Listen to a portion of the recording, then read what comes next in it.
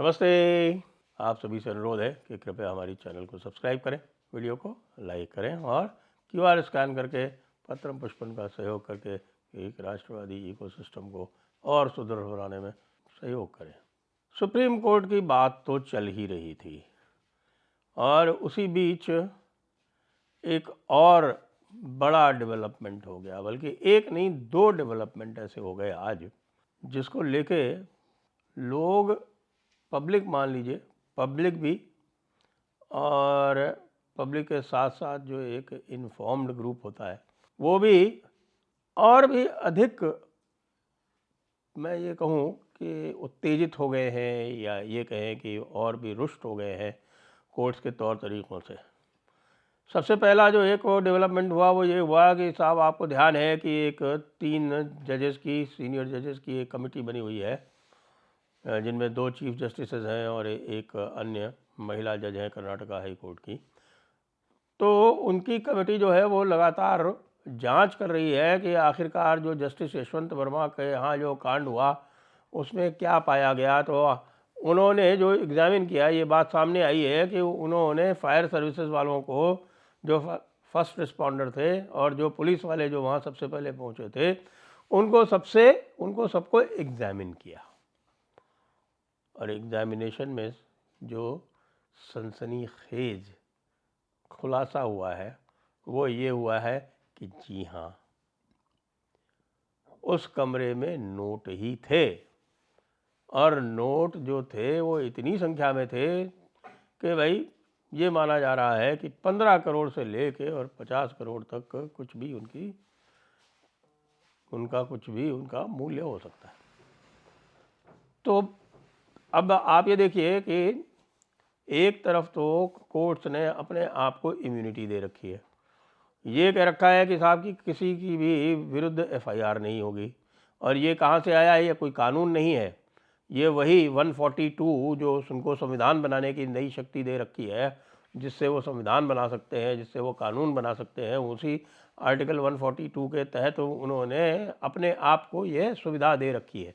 सारा काम आपको पता है सुप्रीम कोर्ट अपने लिए अपने आप ही कर लेता है, अपनी पेंशन भी अपने आप तय कर लेता है, अपनी सुविधाएं भी अपने आप तय कर लेता है, अपने आप को पूरे जीवन भर के लिए चपरासी और ड्राइवर भी दिलवा देता है।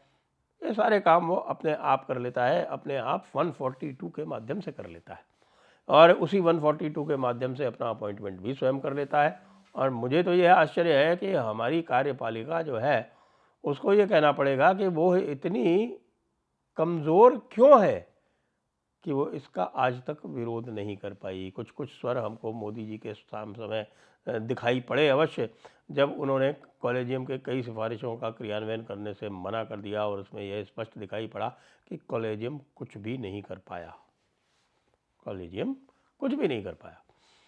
अब उसी में लेटेस्ट आपने देखा कि उसी 142 का दुरुपयोग जो है कि 2 जजेस की एक जो डिवीज़न बेंच है वो कर लेती है, और जस्टिस पारदीवाला और जस्टिस महादेवन जो हैं वो एक विचित्र सा आदेश न केवल पारित कर देते हैं, और उस विचित्र से आदेश में वे प्रेसिडेंट को भी घसीट लेते हैं, जबकि प्रेसिडेंट को नोटिस भी नहीं गया हुआ था।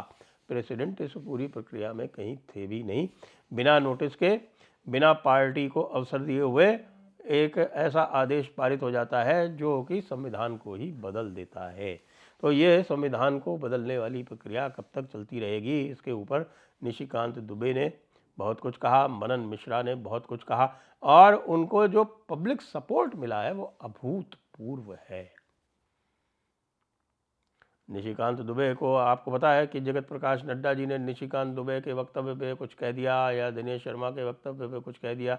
दिनेश शर्मा को तो जाने दीजिए, लेकिन निशिकांत दुबे को इतना सपोर्ट मिला है और नड्डा जी को इतना कुछ सुनना पड़ा है, मुझे लगता है कि इतना उनको नूपुर शर्मा के और टी राजा सिंह के समय भी सुनना नहीं पड़ा था।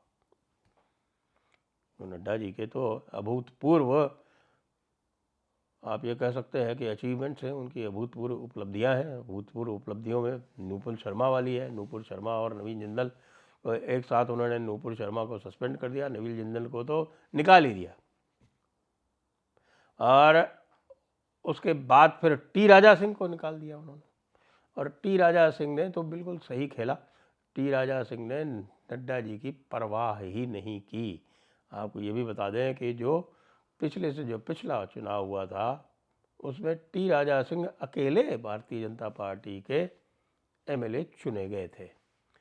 बाद में जोड़ तोड़ में कुछ और भी आ गए, लेकिन अकेले थे वो।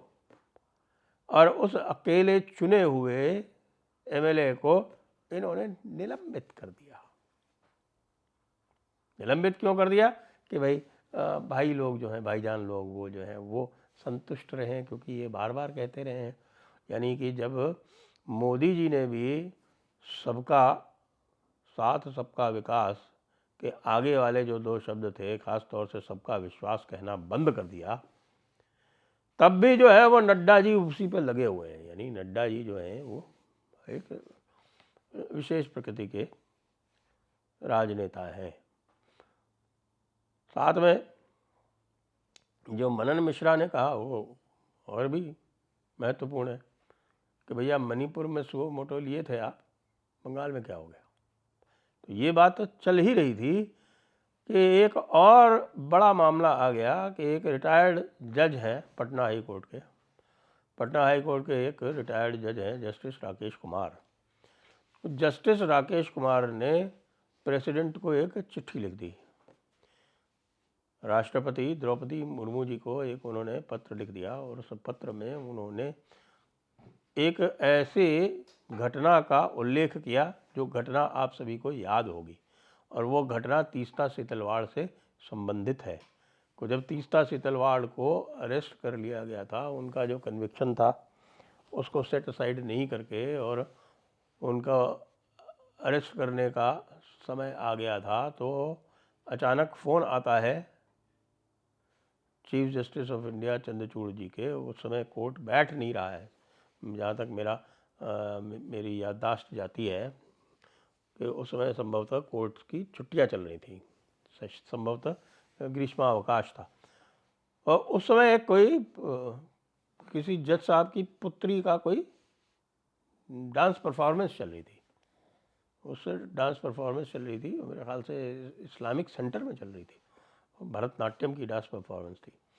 और उसमें सारे जजेस जो थे वो लगभग जो भी दिल्ली में उस समय थे वो वहाँ बैठे हुए थे। तो फ़ोन आता है जस्टिस चंद्रचूड़ के पास। जस्टिस चंद्रचूड़ जो है वो परफॉर्मेंस छोड़ के बाहर आ जाते हैं और बाहर जो है वो फ़ोन पे बात करते हैं, और फ़ोन पे बात करते ही तुरंत एक बेंच गठित कर देते हैं। और वो बेंच जो है वो 2 जजेस की बेंच बैठ के तीस्ता सीतलवाड़ का केस सुनती है, लेकिन वो बेंच कुछ निर्णय ले नहीं पाती, इसलिए क्योंकि उसमें से एक जज जो है वो कोई भी रिलीफ तीस्ता सीतलवाड़ को देने से इनकार कर देते हैं। दूसरे जज जो हैं वो कह देते हैं कि हाँ इनको रिलीफ मिलनी चाहिए। तो 1-1 से मामला टाई हो जाता है। जब 1-1 से टाई हो जाता है तो फिर तुरंत ही 3 जज की बेंच का गठन कर दिया जाता है, तुरंत ही। और तुरंत ही 3 जज की बेंच का गठन करके फिर उसमें से 2-1 से तीस्ता सीतलवाड़ को रिलीफ दे दी जाती है। ये बड़ी चर्चित घटना रही थी और ये कहा था कि भाई कुछ लोगों की बांदी बन गई है ये पूरी न्यायपालिका। अब जस्टिस राकेश कुमार ने इसकी कंप्लेन करके इसकी सीबीआई जांच करवाने की मांग की है। और चूंकि जस्टिस राकेश कुमार जो है स्वयं सीबीआई के वकील रह चुके हैं और लालू प्रसाद को सज़ा दिलवा चुके हैं, तो उनको सीबीआई के बारे में और सीबीआई की जांच के बारे में पर्याप्त जानकारी है। और सीबीआई की जांच वो कह रहे हैं कि भाई अब जो सीजेआई चंद्रचूड़ अब पद पर नहीं है, तो अब उनके विरुद्ध ये इंक्वायरी की जानी चाहिए कि आखिरकार कौन सी वो विधा थी जिसके माध्यम से उनको तुरंत और इस प्रकार से एक बेंच गठित करने के लिए विवश किया गया या इतना प्रभाव था, इतने प्रभावशाली थे वो लोग कि उनको ये प्रभाव में ला कर ये सारा काम करवा सके। तो बड़ी ही विचित्र बात हो गई थी। अब ये जो है ये एक और घंटी बंध गई है सुप्रीम कोर्ट के गले में। अब प्रेसिडेंट इसमें क्या करती हैं। जो इस समय नड्डा जी ने जो कहा है, अगर उसको देख लें, नड्डा जी तो कह रहे हैं कि साहब कि हम तो बड़े ही विनम्र भाव से रहते हैं और जुडिशरी जो कुछ भी कहती है उसको हम बड़े सहर्ष भाव से और बड़ी श्रद्धा से हम उसको सबको स्वीकार करते हैं। यानी वो तो ये कह रहे हैं कि साहब कि हम तो जुडिशरी के सामने बिछे हुए। तो क्या ये जो नया प्रकरण आया है इसमें सरकार कुछ करने की इच्छुक है? वैसे ये बताया जा रहा है कि पिछले 6-7 दिनों में लगातार मीटिंग्स चल रही हैं और लगातार मीटिंग्स के चलते एक लाइन तय की जा रही है कि भाई अब समय आ गया है कि जुडिशरी को यह कह दिया जाए कि भाई अब आपकी लाइन यहाँ ख़त्म होती है। देखिए क्या होता है। हम भी प्रतीक्षारत हैं। 2 केस, 3 केस, 4 केस, कितने सारे केस आ गए। कहाँ तक जुडिशरी से भागेंगे हमारे केंद्र सरकार वाले। जय हिंद, जय भारत, वंदे मातरम।